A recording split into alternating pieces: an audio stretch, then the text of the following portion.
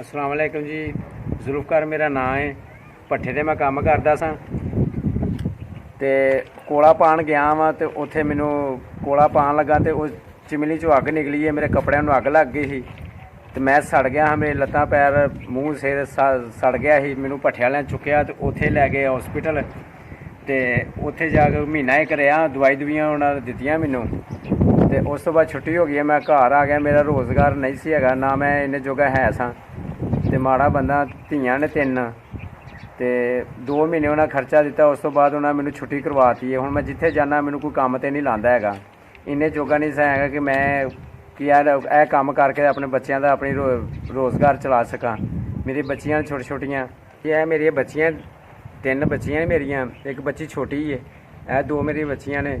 ਇਹਨਾਂ ਨੂੰ ਮੈਂ ਪੜ੍ਹਾ ਵੀ ਸਕਾਂ। ਇਹਨਾਂ ਲਈ ਮੈਂ ਕੋਈ ਜਿੰਨੇ ਜੋਗਾ ਹੈ ਵਾਂ ਕਿ ਮੈਂ ਇਹਨਾਂ ਦਾ ਸਕੂਲ ਵੀ ਇਹਨਾਂ ਨੂੰ ਪੜ੍ਹਾ ਲਵਾਂ ਆਪਣੀ ਮਿਹਨਤ ਮਜ਼ਦੂਰੀ ਕਰਕੇ। ਅਤੇ ਚਲੋ ਇਹ ਵੀ ਕਿ ਤੁਹਾਡੀ ਬੜੀ ਮਿਹਰਬਾਨੀ। ਇਹ ਮੇਰਾ ਰੁਜ਼ਗਾਰ ਚਲਾ ਦਿਓ। ਮੈਂ ਸਾਰੀ ਜ਼ਿੰਦਗੀ ਤੁਹਾਨੂੰ ਭਾਈ ਦੁਆਵਾਂ ਦਿਆਂਗਾ। ਅੱਲਾ ਤੁਹਾਡੀ ਖੈਰ ਕਰੇ।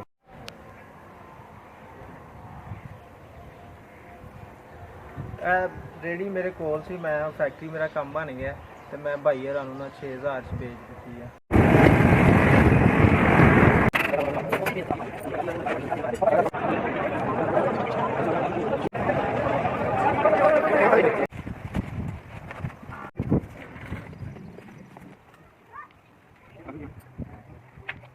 ਰੇਹੜੀ ਸ਼ੀਟ ਫਲ ਜਿੰਨੇ ਵੀ ਲੈ ਕੇ ਦਿੱਤਾ, ਅੱਲਾ ਉਹਦਾ ਭਲਾ ਕਰੇ। ਅੱਲਾ ਉਹਦੀ ਤੰਦਰੁਸਤੀ ਦੇ ਰੱਖੇ, ਉਹਦੇ ਬੱਚਿਆਂ ਦੀ ਖੈਰ ਕਰੀ ਰੱਖੇ। ਮੈਂ ਤਾਂ ਇੰਨੇ ਜੋਗਾ ਹੈ ਨਹੀਂ ਸਾਂ ਕਿ ਜਿਹੜਾ ਮੈਂ ਆਪਣੇ ਬੱਚਿਆਂ ਲਈ ਰੋਟੀ ਕਮਾ ਸਕਾਂ।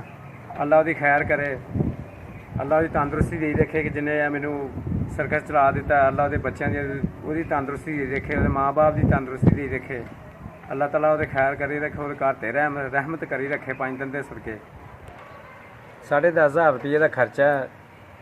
ਮੈਂ ਆਪਣੇ ਬੱਚੇ ਵੀ ਪਾਲਾਂਗਾ ਅਤੇ ਆਪਣਾ ਇਹ ਕਾਰੋਬਾਰ ਬੰਦ ਨਹੀਂ ਹੋਣ ਦਿਆਂਗਾ ਅਤੇ ਇੰਸ਼ਾਅੱਲਾ ਆਪਣੇ ਬੱਚੇ ਵੀ ਪੜ੍ਹਾਵਾਂਗਾ। ਆਪਣੇ ਘਰ ਦਾ ਸਰਕਲ ਵੀ ਸਿੱਧਾ ਕਰਾਂਗਾ। ਜਿੰਨੇ ਵੀ ਮੈਨੂੰ ਇਹ ਸਮਾਨ ਲੈ ਕੇ ਦਿੱਤਾ, ਅੱਲਾ ਉਹਦਾ ਭਲਾ ਕਰੇ। ਅੱਲਾ ਉਹਦੇ ਬੱਚਿਆਂ ਦੀ ਖੈਰ ਕਰੀ ਰੱਖੇ।